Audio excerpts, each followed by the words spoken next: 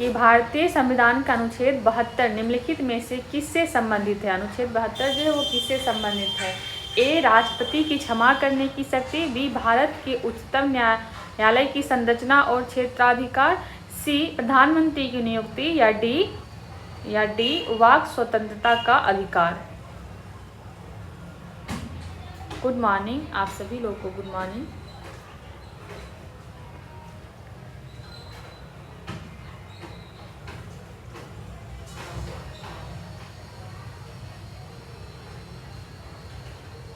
देखिए अनुच्छेद 72 के तहत जो है राष्ट्रपति को किसी अपराध के लिए दोषी ठहराए गए व्यक्ति की सज़ा माफ़ करना और उसकी सज़ा को स्थगित करना या कम करने के लिए शक्ति प्रदान करती है। ठीक है, तो इसका आंसर क्या हो जाएगा आपको बी, सॉरी एक मिनट, बी नहीं ए, इसका आंसर क्या होगा ए, राष्ट्रपति को। ठीक है, यानी कि अनुच्छेद 72 में जो है राष्ट्रपति की क्षमा करने की शक्ति प्रदान किया जाता है।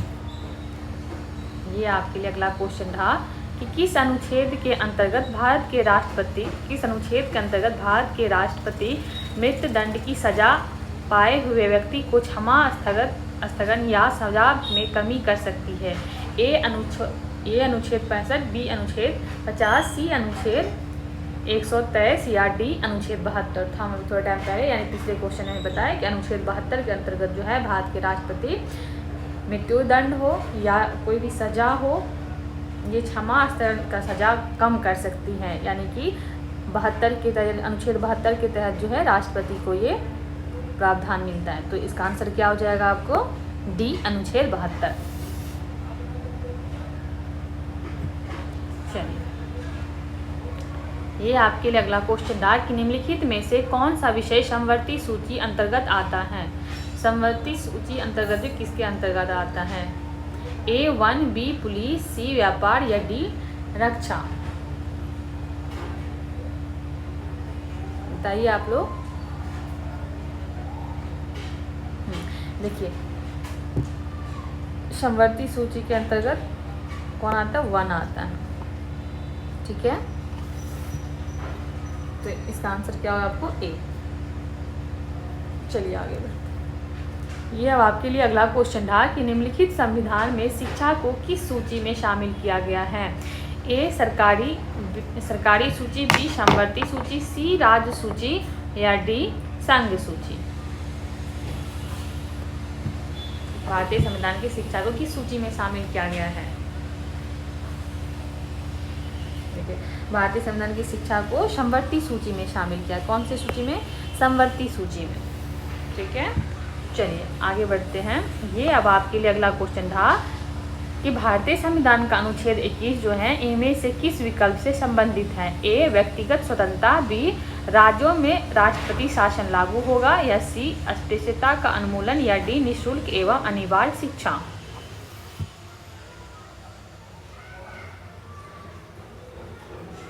बताइए आप लोग क्या होगा।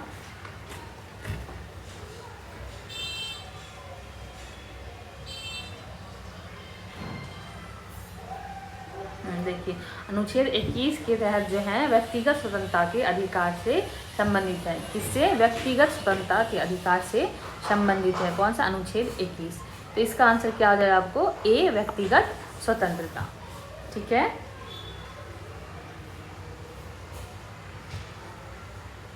ये अब आपके लिए अगला क्वेश्चन था कि जीने का अधिकार भारतीय संविधान के किस अनुच्छेद के तहत प्रदान किया जाता है। ए अनुच्छेद 15, बी अनुच्छेद 16, सी अनुच्छेद 21 या डी अनुच्छेद 14।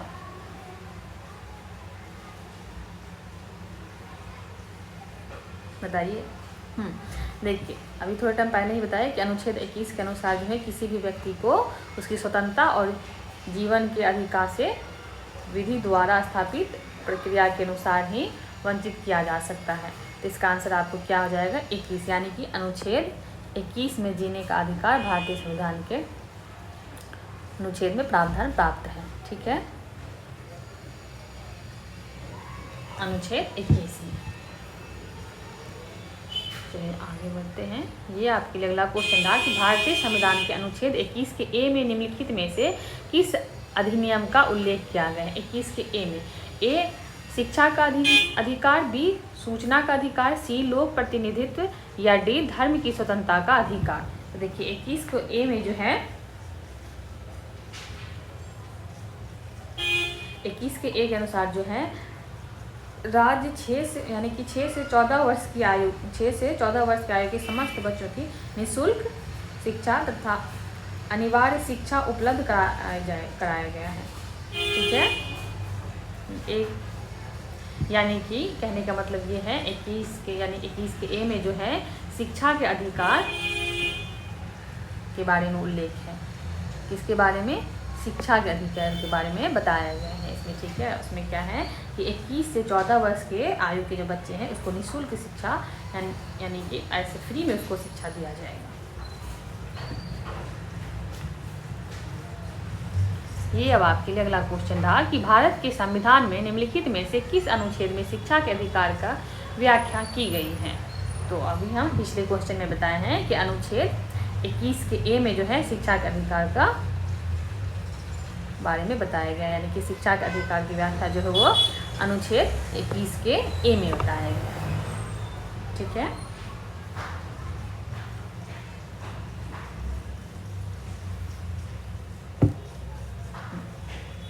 चलिए आगे बढ़ते हैं। ये क्वेश्चन क्या है कि संविधान के अनुसार किस अनुच्छेद के तहत जीवन की सुरक्षा और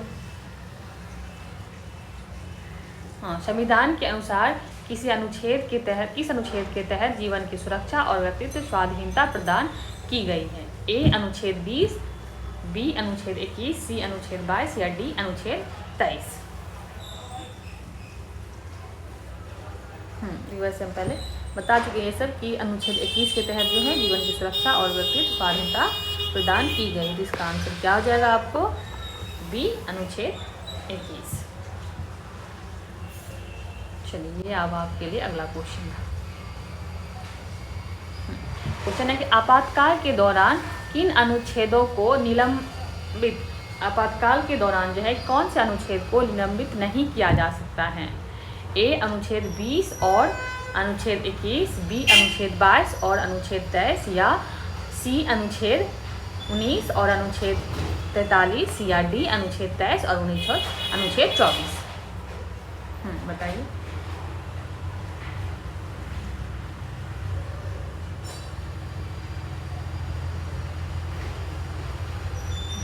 देखिए अनुच्छेद 20 और अनुच्छेद 21 को आपातकाल के दौरान भी निलंबित नहीं किया जा सकता है। कौन सा अनुच्छेद?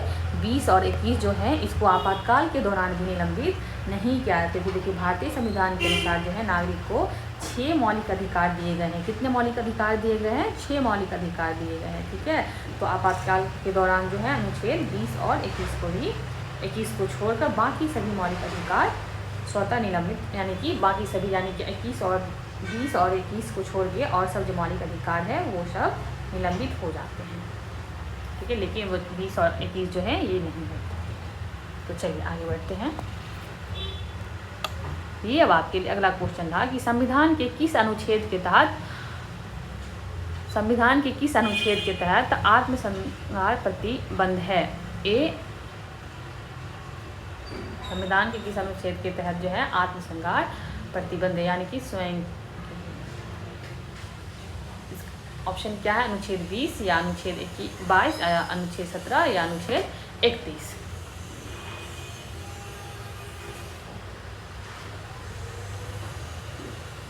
बताइए। देखिए अनुच्छेद 20 जो है यानी कि अनुच्छेद 20 में आत्मसंहार को प्रतिबंधित किया गया है।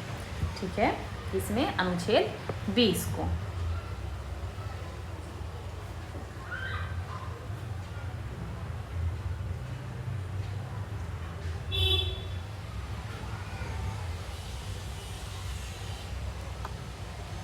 चलिए आपके लिए अगला क्वेश्चन रहा।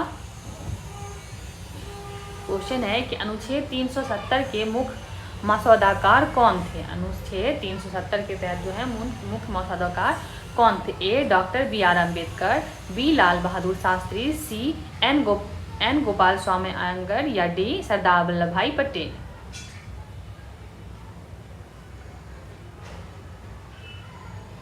देखिए अनुच्छेद 370 के जो मुख्य मसौदाकार थे वो कौन थे? एन गोपालास्वामी अयंगर। कौन थे? एन गोपालास्वामी अयंगर। इसका आंसर क्या आ जाए आपको? सी। सी इसका सही आंसर है। अनुच्छेद 370 के जो मुख्य मसौदाकार थे वो थे एन गोपालास्वामी अयंगर थे। जबकि भारत आज़ाद जो हुआ था तब कश्मीर पर डोगरा राजवंश का शासन था। उस समय डोगरा राजा यानी कि डोगरा वंश के राजा कौन थे? हरि सिंह थे। कौन थे? हरि सिंह, यानी कि वह कश्मीर के राजा थे हरि सिंह। चलिए आगे बढ़ते हैं। अभी अगला क्वेश्चन था कि भारतीय संविधान के किस अनुच्छेद में कर्मचारी के लिए निर्वाह मजदूरी का प्रावधान है? ए अनुच्छेद 20, बी अनुच्छेद 43,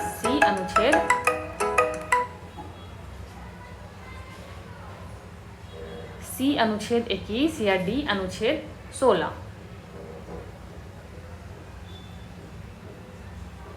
देखिए अनुच्छेद 43 में जो है कर्मचारी के लिए निर्वाह मजदूरों का प्रावधान है। किसमें? अनुच्छेद 43 में।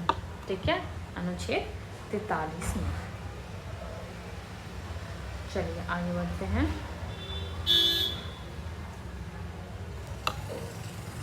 ये अब आपके लिए अगला क्वेश्चन था कि भारतीय संविधान का कौन सा अनुच्छेद अंतर्राष्ट्रीय शांति और सुरक्षा को बढ़ावा देने पर राज्यों के नीति निर्देश सिद्धांतों को निर्धारित करता है? ए अनुच्छेद 51, बी अनुच्छेद 15, सी अनुच्छेद 31 या डी अनुच्छेद 12।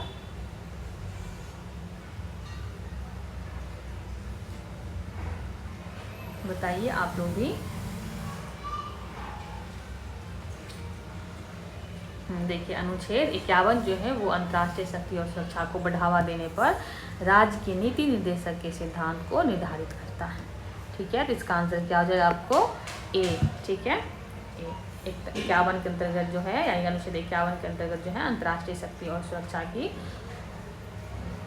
को बढ़ावा देने पर क्या होता है? राज्य नीति निर्देशक तत्व को निर्धारित करता है। और 15 जो है अनुच्छेद 15 जो है इसके तहत क्या होता है? धर्म, मूल वंश, जाति, लिंग या जन्म स्थान पर के आधार पर जो है विभेद पर प्रतिशोध है। ठीक है,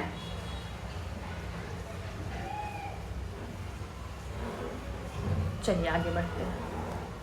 ये अब आपके लिए अगला क्वेश्चन था कि भारतीय संविधान का अनुच्छेद 280 इनमें से किससे संबंधित है? ए निजता, बी वित्त आयोग, सी शिक्षा या डी समानता। तो देखिए अनुच्छेद 280 जो है अनुच्छेद जो 280 है वो वित्त आयोग के गठन और उसके कर्तव्यों से संबंधित है। कौन सा? 280। ठीक है, राष्ट्रपति प्रत्येक 5 साल में या उससे पहले वित्त आयोग का गठन कर सकते हैं। तो यानी कि इसका आंसर क्या हो जाए आपको? बी इसका सही आंसर। चलिए आगे बढ़ते हैं। ये अब आपके लिए अगला क्वेश्चन था कि इनमें से किस राज्य को अनुच्छेद 371 के ए के तहत विशेष दर्जा प्रदान किया गया? यानी कि इनमें से कौन से राज्य है जिसको 371 के तहत विशेष दर्जा मिला है? ए पांडुचेरी, बी नागालैंड, सी जम्मू और कश्मीर या डी गोवा।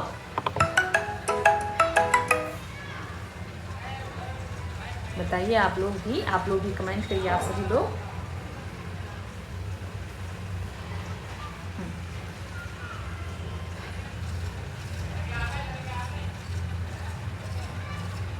देखिए अनुच्छेद 371 के तहत जो यानी कि अनुच्छेद 371 में नागालैंड राज्य के लिए विशेष प्रावधान है। किसके लिए? नागालैंड राज्य के लिए विशेष यानी कि नागालैंड राज्य को विशेष दर्जा प्रदान किया गया। अनुच्छेद 73 के ए में जो है अनुच्छेद 371 के ए में नागालैंड राज्य को विशेष दर्जा दिया गया है। इसको नागालैंड को। ठीक है, और लेकिन क्या कहते हैं अनुच्छेद 71 में जो है किसको दिया गया है?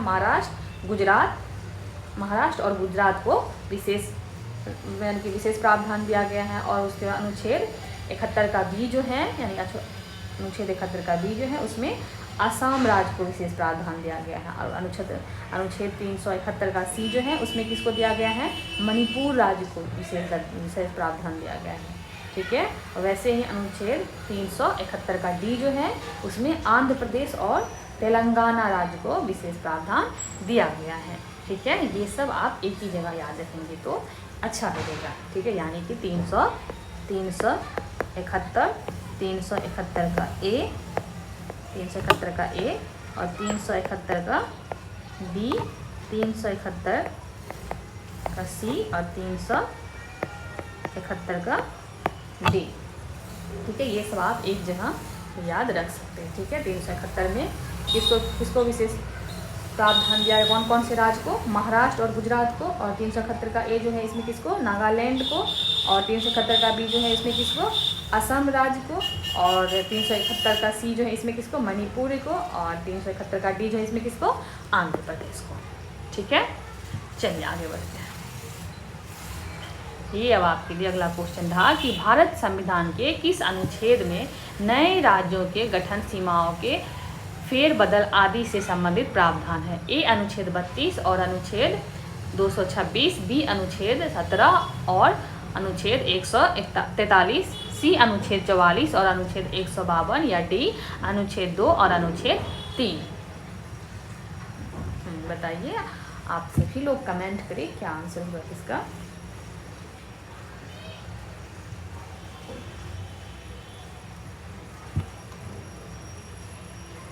देखिए, अनुच्छेद 2 और 3 जो है, अनुच्छेद 2 और 3 नए राज्यों के गठन, सीमाओं के फेरबदल और नाम परिवर्तन से संबंधित है। यानी कि 2 और 3 में जो है नए राज्यों के गठन और सीमाओं के यानी कि फेरबदल के नाम और परिवर्तन से संबंधित प्रावधान है किसमें, 2 और 3 में। ठीक है, इसका आंसर क्या आ जाएगा आपको, डी। चलिए आगे बढ़ते हैं। ये अब आपके लिए अगला क्वेश्चन रहा कि भारतीय संविधान के किस अनुच्छेद के तहत उच्च न्यायालय रीट जारी कर सकते हैं। ए अनुच्छेद 131, बी अनुच्छेद 32, सी अनुच्छेद 226 या डी अनुच्छेद 143। देखिए, अनुच्छेद 226 के तहत जो है उच्च न्यायालय रीट जारी कर सकते हैं। किसके तहत, अनुच्छेद 226 के तहत जो है न्यायालय रीट जारी कर सकते हैं, यानी उच्च न्यायालय रीट जारी कर सकते हैं। किसके तहत, 226 के तहत। चलिए आगे। ये अब आपके लिए अगला क्वेश्चन रहा कि भारतीय संविधान का कौन सा अनुच्छेद राष्ट्रपति के कार्यकाल से संबंधित है। राष्ट्रपति के कार्यकाल से कौन सा अनुच्छेद संबंधित है। ए अनुच्छेद 54, बी अनुच्छेद 55, सी अनुच्छेद 53 या डी अनुच्छेद 56। बताइए, देखिए अनुच्छेद 56 जो है वो राष्ट्रपति के कार्यकाल से संबंधित है। कौन सा, अनुच्छेद 56 जो ये राष्ट्रपति के कार्यकाल से संबंधित है। आप सभी को पता ही होगा कि राष्ट्रपति का कार्यकाल जो है वो 5 वर्ष का होता है। कितने वर्ष का होता है, 5 वर्ष का होता है, ये आप सभी लोग को पता होगा।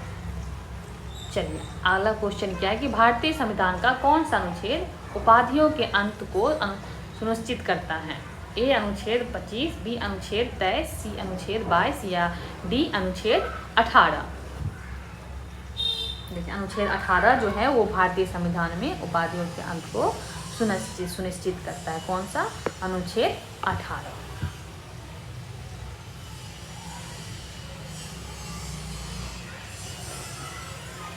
ठीक है,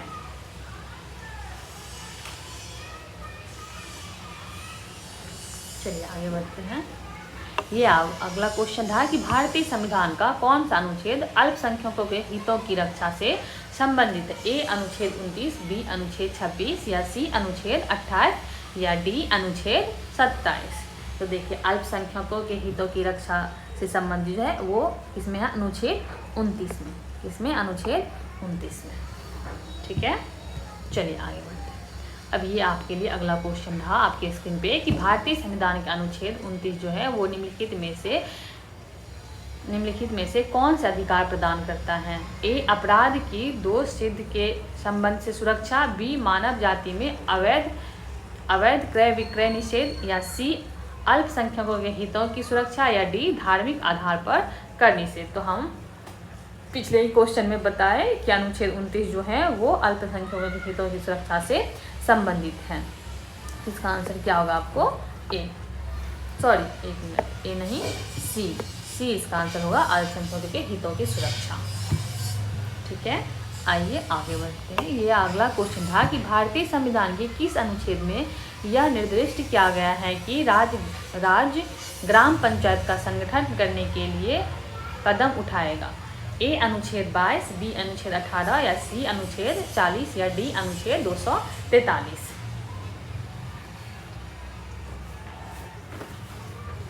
देखिए आप सभी के लिए बहुत ही हेल्पफुल क्वेश्चन है, क्योंकि जो भी हम क्वेश्चन बता रहे हैं सारे प्रीवियस ईयर क्वेश्चन हैं। चाहे आप किसी भी कंपटीशन का तैयारी कर रहे हैं तो आप सभी के लिए है, और लेकिन अगर आप आरआरबी का कर रहे हैं तो ये आरआरबी का ही प्रीवियस ईयर क्वेश्चन हम आपको बताते हैं, ठीक है।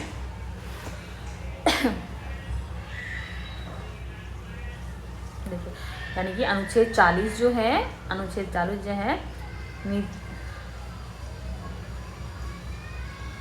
अनुच्छेद 40 जो ये राज्य को निर्देश करता है कि वह ग्राम पंचायत का संगठन करने के लिए कदम उठाए। कौन सा? अनुच्छेद 40, ठीक है। चलिए आगे बढ़ते हैं। ये अब आपके लिए अगला क्वेश्चन था कि भारतीय संविधान के किस अनुच्छेद में पंचायतों और स्थानीय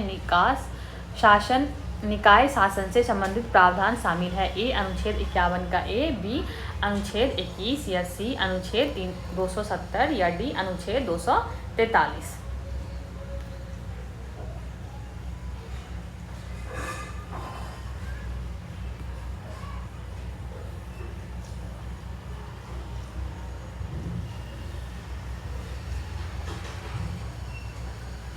देखिए 243 जो है वो पंचायत और स्थानीय निकाय शासन से संबंधित प्रावधान करता है। कौन सा? अनुच्छेद 243, ठीक है। 243 के तहत जो है पंचायत एवं नागरिक गठन, संरचना, शक्ति एवं उत्तरदायी से संबंधित प्रावधान किया गया है। मूल्य कर्तव्य, यानी इसका आंसर क्या हो गया? डी। तो अनुच्छेद 243 जो वो पंचायत और स्थानीय निकाय शासन से संबंधित प्रावधान करता है, ठीक है। चलिए आगे। अगला क्वेश्चन है कि संविधान के इनमें से किस अनुच्छेद में केंद्रीय बजट को वार्षिक वित्तीय विवरण के रूप में संदर्भित किया गया है? ए अनुच्छेद 40, बी अनुच्छेद 41, सी अनुच्छेद 112 या डी अनुच्छेद 101।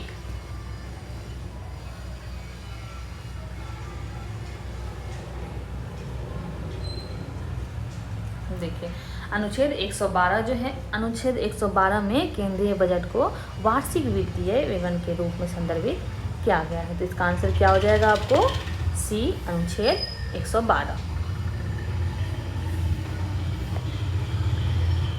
अगला क्वेश्चन ये रहा आपका कि भारतीय संविधान के किस अनुच्छेद में यह प्रावधान किया गया है कि राष्ट्रपति के आदेश पर अंतर्राज्यीय परिषद का गठन किया जा सकता है? ए अनुच्छेद 263, बी अनुच्छेद 261, सी अनुच्छेद 264 या डी अनुच्छेद 262। तो देखिए अनुच्छेद 263 में, यानी कि अनुच्छेद 263 में अंतर्राज्यीय परिषद के गठन का प्रावधान किया गया है। कौन से अनुच्छेद में? 263 में, ठीक है। चलिए आगे बढ़ते हैं। ये अब आपके लिए अगला क्वेश्चन था कि वित्तीय आपातकाल संबंधित प्रावधान भारतीय संविधान के किस अनुच्छेद में है? वित्तीय आपातकाल जो है, वित्तीय आपातकाल का प्रावधान जो है वो भारतीय संविधान के किस अनुच्छेद में है?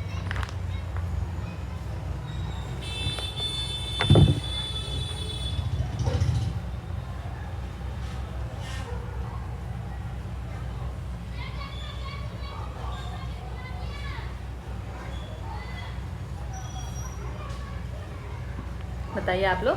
देखिए चलिए कोई बात नहीं, नहीं आप बता रहे बहुत अच्छी बात है, नहीं तो कोई बात नहीं। देखिए अनुच्छेद 360 में जो है वो वित्तीय, यानी कि अनुच्छेद 360 के तहत जो वित्तीय आपातकाल से संबंधित है। कौन सा अनुच्छेद? अनुच्छेद 360 जो है वो वित्तीय आपातकाल से संबंधित है।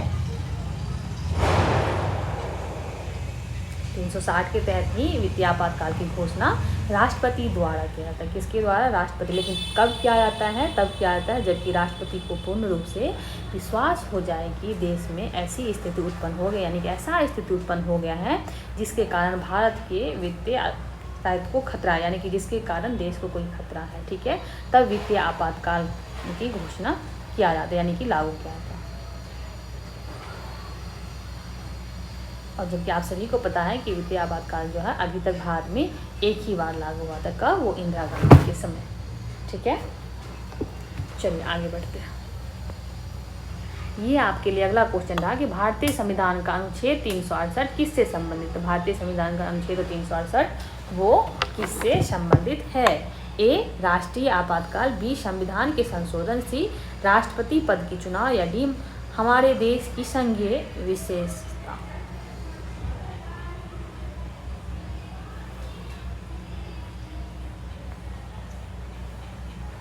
तो यानी कि भारतीय संविधान का अनुच्छेद 368 जो है वो यानी भारतीय संविधान 368 जो है अनुच्छेद 368 जो वो संविधान के संशोधन से संबंधित है। किससे? संविधान के संशोधन से संबंधित है। ठीक है, तो इसका आंसर क्या हो जाएगा आपको? बी इसका सही आंसर है।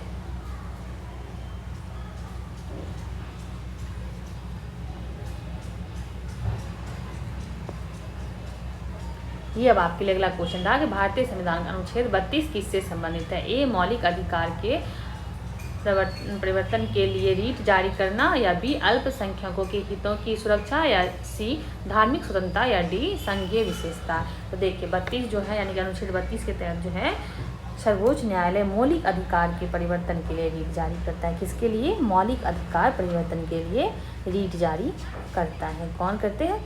सर्वोच्च न्यायालय। यानी कि इसका आंसर आपको क्या हो जाएगा? ए मौलिक अधिकार के परिवर्तन के लिए रीट जारी करता है अनुच्छेद 32 के तहत। ठीक है, चलिए आगे बढ़ते हैं। ये अब आपके लिए अगला क्वेश्चन रहा कि भारतीय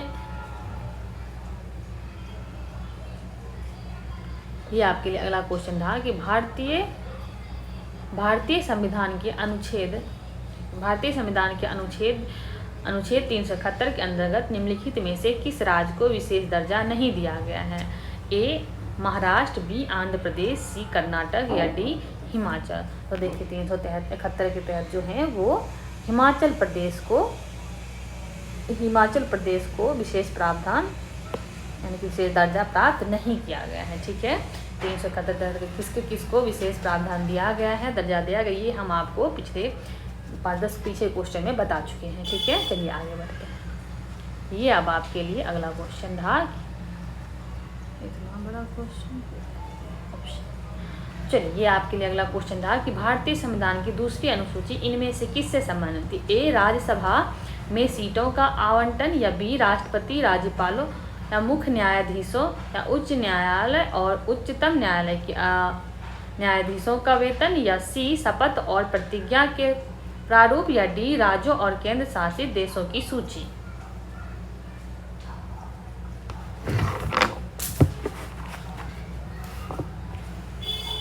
बताइए आप सभी लोग।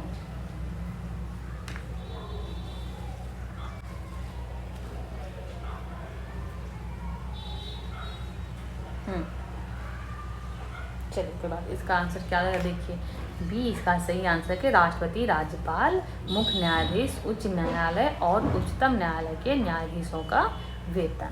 ठीक है, इसका आंसर क्या होगा? बी। ठीक है, यानी कि दूसरी अनुसूची में जो है राष्ट्रपति, राज्यपाल, उच्चतम न्यायालय और उच्चतम न्यायालय के न्यायाधीश का वेतन। ठीक है, चलिए आगे बढ़ते हैं। ये अब आपके लिए अगला क्वेश्चन था कि भारतीय संविधान के किस अनुच्छेद के तहत सार्वजनिक नियोजन के मामलों में अवसरों की समानता की गारंटी प्रदान की गई है। भारतीय संविधान के किस अनुच्छेद के तहत जो है सार्वजनिक नियोजन के मामलों में अवसरों की समानता की गारंटी प्रदान की गई है। ए अनुच्छेद 16, बी अनुच्छेद 18, सी अनुच्छेद 15, या डी अनुच्छेद 17। तो अनुच्छेद 16 में जो है सार्वजनिक रोजगार के मामलों में अवसर की समानता गारंटी दी गई है। किसमें? अनुच्छेद 16 में। ठीक है, चलिए ये अगला क्वेश्चन था कि भारतीय संविधान के किस अनुच्छेद में संसद के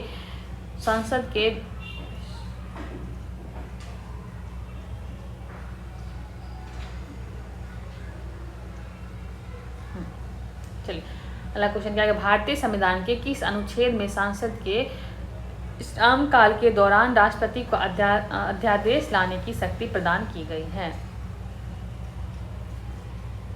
ए अनुच्छेद 52, बी अनुच्छेद 63, सी अनुच्छेद 352, या डी अनुच्छेद 123। तो अनुच्छेद एक मिनट। तो अनुच्छेद 123 में जो है राष्ट्रपति को संसद के सत्र के बाहर अध्यादेश जारी करने की शक्ति प्रदान की गई है। किसके तहत? 123 के तहत। इसका आंसर क्या हुआ आपको? डी। ये अब आपके लिए अगला क्वेश्चन रहा कि भारतीय संविधान का कौन सा अनुच्छेद शोषण के विरुद्ध अधिकार प्रदान करता है? ए अनुच्छेद 21, बी अनुच्छेद 14, सी अनुच्छेद 23 या डी अनुच्छेद 19। तो अनुच्छेद 23 के तहत जो यानी कि अनुच्छेद 23 में जो है शोषण के विरुद्ध अधिकार प्रदान करता है, जिसमें कि मानव तस्करी और बाल पूर्वक श्रम का निषेध शामिल है।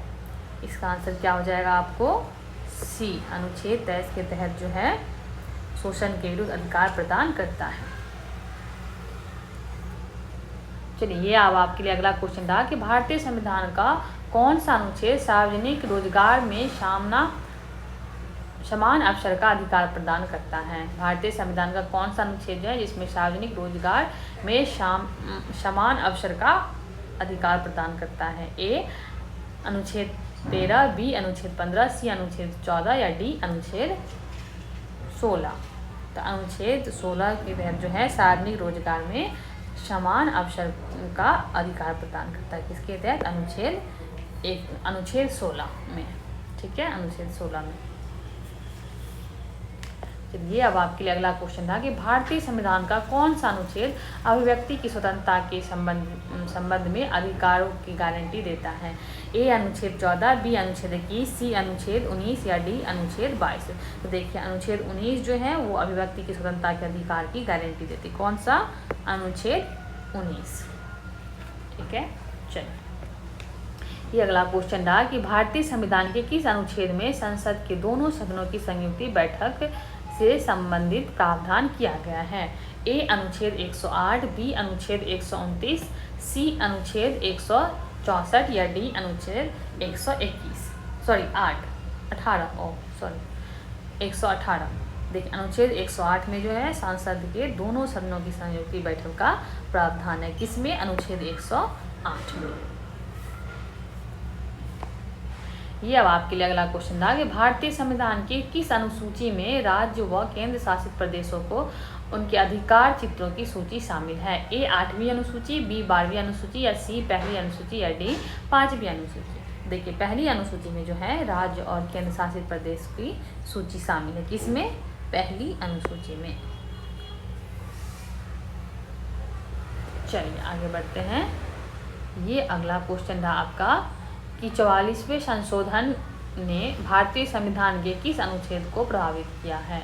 ए अनुच्छेद 301, बी अनुच्छेद 298, सी अनुच्छेद 299 या डी अनुच्छेद 300। देखिए, 44वें संशोधन में जो है 44वें संशोधन में जो है संपत्ति के अधिकार को मौलिक अधिकार से,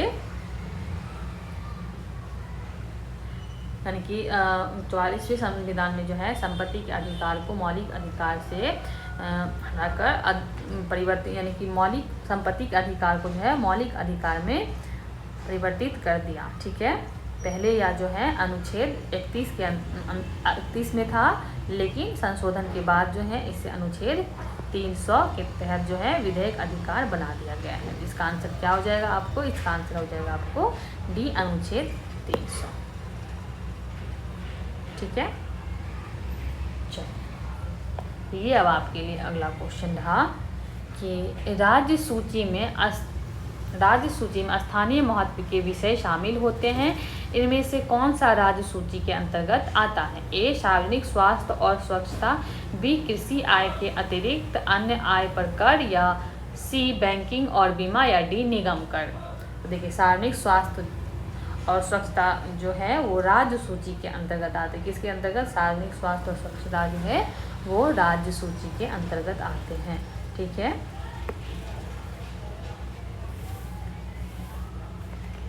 ये अब आपके लिए अगला क्वेश्चन रहा कि भारतीय संविधान के निम्न में से कौन से अनुच्छेद में मनी बिल को परिभाषित किया गया है? भारतीय संविधान के में से कौन से अनुच्छेद में मनी बिल को परिभाषित किया गया? ए अनुच्छेद 110, बी अनुच्छेद 109, सी अनुच्छेद 115 या डी अनुच्छेद 113। देखिए अनुच्छेद 110 में जो है मनी बिल को यानी कि मनी बिल के बारे में अनुच्छेद 110 में बताया गया यानी कि परिभाषित किया गया है, जिसमें कि कराधान और सार्वजनिक व्यय जैसे वित्तीय मामलों से आदि संबंधित प्रावधान होते हैं। यानी कि इसका आंसर क्या हो जाएगा आपको ए अनुच्छेद 110, यानी कि अनुच्छेद 110 में जो है मनी बिल के बारे में बताया गया है।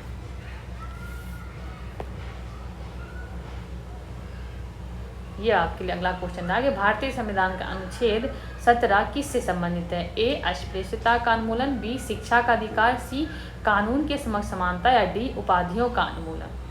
देखिए अनुच्छेद 17 में जो है वो अस्पृश्यता का प्रथा के उन्मूलन से संबंधित है। ठीक है, चलिए आगे बढ़ते हैं। यह आपके लिए अगला क्वेश्चन रहा कि भारतीय संविधान के किस अनुच्छेद में समानता का अधिकार दिया जाता है? भारतीय संविधान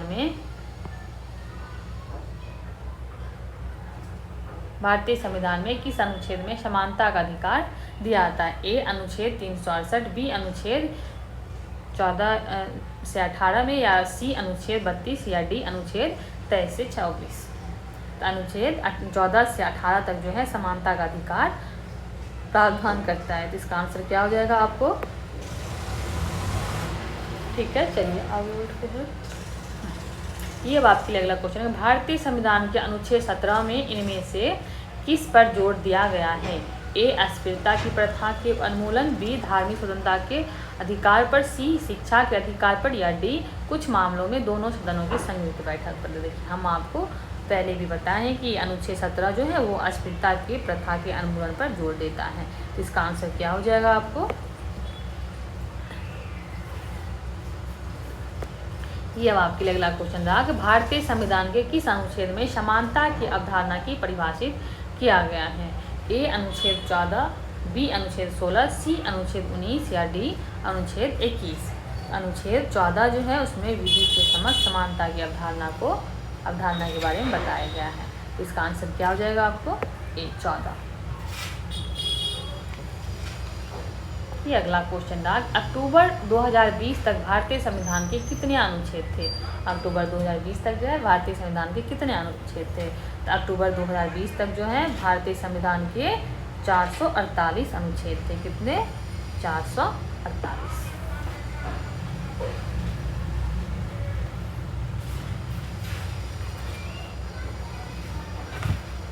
चलिए आगे बढ़ते हैं। ये अब आपके लिए अगला क्वेश्चन था,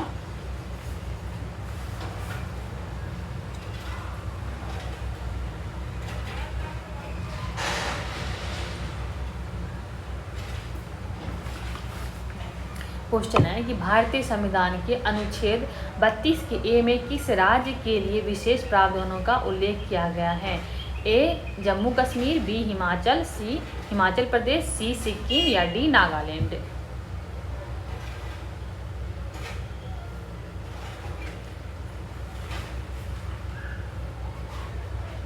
बताइए, आप सभी लोग भी कमेंट करें आंसर कि क्या होगा।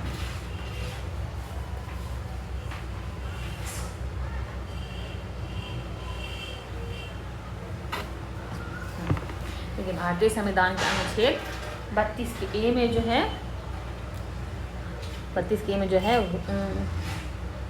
1954 में ही, यानी कि ये इस अनुच्छेद को 1954 में ही जोड़ा गया था, जो कि जम्मू कश्मीर से संबंधित अनुच्छेद 370 के बारे में है। ठीक है, यह राज्य के अस्थायी निवासियों के बारे में बताने के लिए जम्मू कश्मीर राज्य की विधायी को शक्ति प्रदान करता है।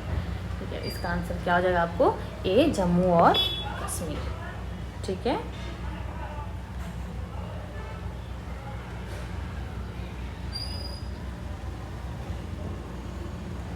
ये आपके लिए अगला क्वेश्चन है कि तेलंगाना की रचना के बाद अब हमारे देश में राज्यों की संख्या कितनी है?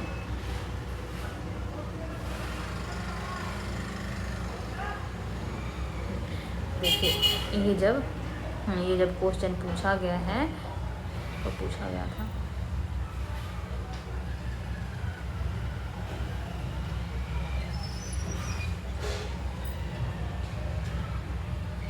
देखिए तेलंगाना की रचना, यानी कि जब तेलंगाना की रचना के बाद हमारे देशों की राज्य संख्या, देखिए तेलंगाना की रचना के बाद जो है हमारे देशों की, यानी कि हमारे देश के राज्यों की संख्या कितनी हो गई थी?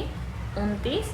लेकिन क्या 2019 में जो, यानी कि 2019 में अनुच्छेद 35 के एक अनुसार जो अनुच्छेद 370 को समाप्त कर दिया गया है, तो उसको क्या क्या जम्मू कश्मीर को केंद्र शासित प्रदेश बना दिया गया। उसके बाद फिर से 28। लेकिन इसका आंसर क्या होगा जब ये क्वेश्चन पूछा था? तो तेलंगाना की रचना के बाद जो है हमारे देश की ये पेन नहीं चल रहा।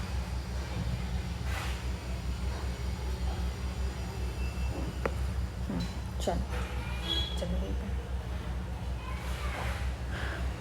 ठीक है, चलिए आगे बढ़ते हैं। ये आपके लिए अगला क्वेश्चन था कि भारतीय संविधान के भाग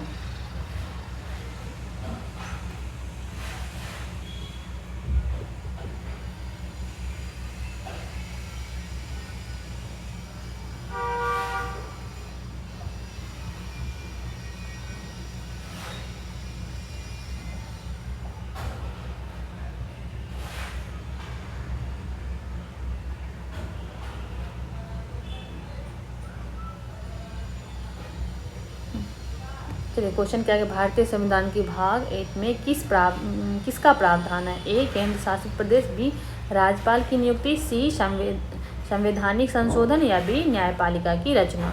तो भारतीय संविधान के भाग 8 में जो है वो केंद्र शासित प्रदेश और उनकी प्रशासनिक व्यवस्था के बारे में बताया, यानी प्रावधान है। तो इसका आंसर क्या हो जाएगा आपको? ए। ये आपके लिए अगला क्वेश्चन था कि निम्नलिखित में से कौन सा राज्य 21 जनवरी 1972 को एक पूर्ण राज्य बना? ए मेघालय, बी तेलंगाना, सी उड़ीसा या डी गोवा। तो मेघालय को 21 जनवरी 1972 को पूर्ण राज्य का दर्जा दिया गया था। किसको? मेघालय को। तो इसका आंसर क्या हो जाएगा आपको? मेघालय।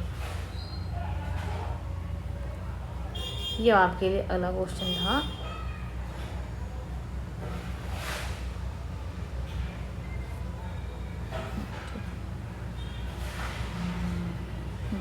ये आपके लिए अगला क्वेश्चन था कि तेलंगाना के किस राज्य से अलग तेलंगाना को किस राज्य से अलग करके बनाया गया था?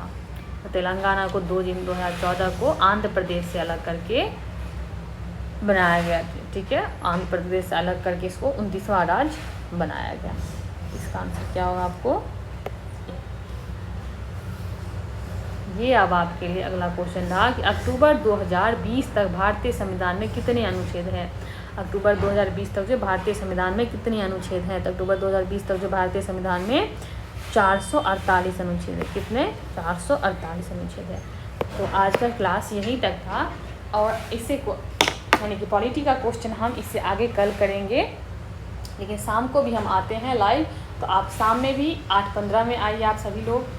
ठीक है, तो आज के लिए क्लास यही था, और क्वेश्चन हम पॉलिटी का कल करेंगे। ठीक है, चलिए आप सभी को बहुत बहुत धन्यवाद।